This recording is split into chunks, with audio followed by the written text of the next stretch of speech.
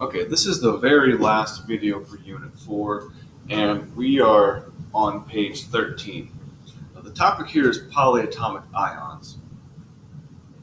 The idea is that some ions are composed of more than one atom, but they function as a single unit. These ions are called polyatomic ions. Poly, the prefix meaning more than one, and atomic, referring to an atom. Polyatomic ions are generally molecules that somehow ended up with a positive or negative charge. So here I have a list. There's only 8 of them. I didn't want to give you too many of them, but here's a few examples. And throughout the course, we might flip back to this page just to use this as a reference. So we have nitrate. Its formula is NO3 negative. This means it has 1 nitrogen, 3 oxygens, and overall it has a -1 charge. We also have sulfate, carbonate. These both have -2 charges. Bicarbonate, which is very similar to carbonate, but it has a hydrogen and it only has a -1 charge. Hydroxide, that's going to be important in this class. Acetate. The reason I put this one in is because my favorite chips are salt and vinegar, and acetate is what gives vinegar its flavor. Phosphate has a -3 charge.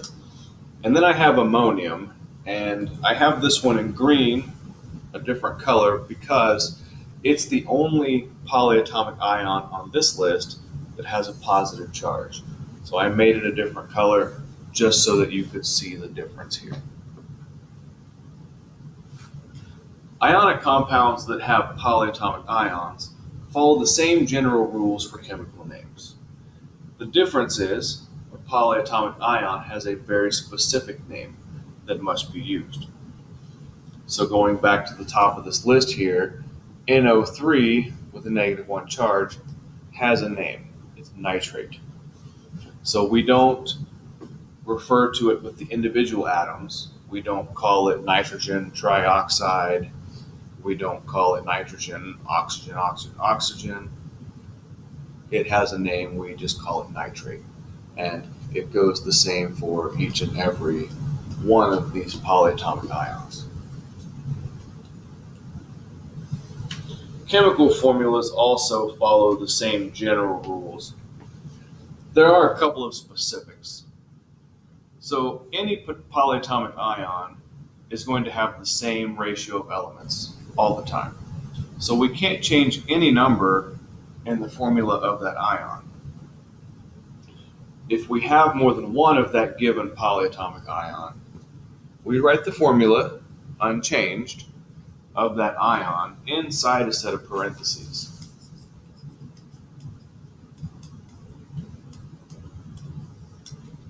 And then we place the subscript on the outside of the parentheses.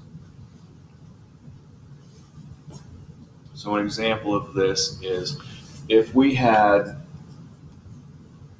2 of these in a chemical formula, we would not make it N2O6 because that's changing the formula. What we would do is put it in parentheses, and we put the 2 here, and now that tells me that I have 2 of these polyatomic ions.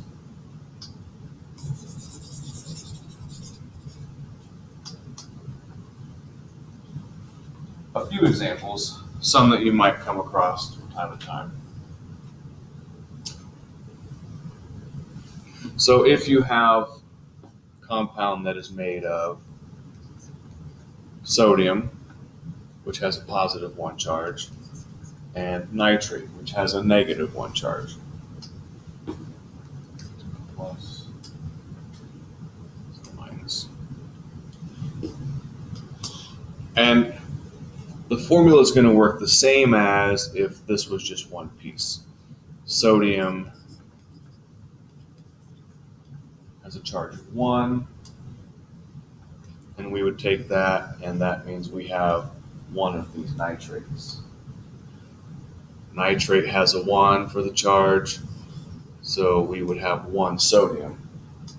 But remember, in chemistry, we usually leave off the number 1. And so we drop these 1s, the charges are gone, and we end up with this NaNO3. And we can give it a name. Na is sodium, NO3 is nitrate.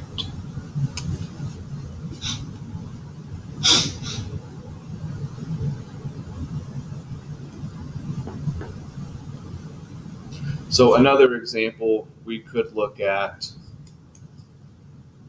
iron and nitrate. This particular iron is going to have a positive 3 charge, and the nitrate is negative. And so we're going to do our switching the charges method. So we've got this Fe with a positive 3 charge, and that tells me I'm going to have 3 of the nitrates. And I've got this nitrate with a negative 1 charge. That tells me I'm going to need 1 iron. So when I rewrite it, I have 1 iron, so that's just Fe. This 1 can disappear. But I have 3 nitrates. And so you want to be careful not to write it like this, because this looks like I have 1 nitrogen and 33 oxygens. So we have to be careful, make sure we put in these parentheses, and that tells me that I have 3 nitrates. This would be 3 nitrogens and 9 oxygens. So Fe parentheses NO3, 3. And when we give this a name, iron is a transition metal. It could have a 3 charge, it could have a 2 charge. If we just have the name, we need to know which iron we're talking about. This one is iron 3. Iron 3 nitrate.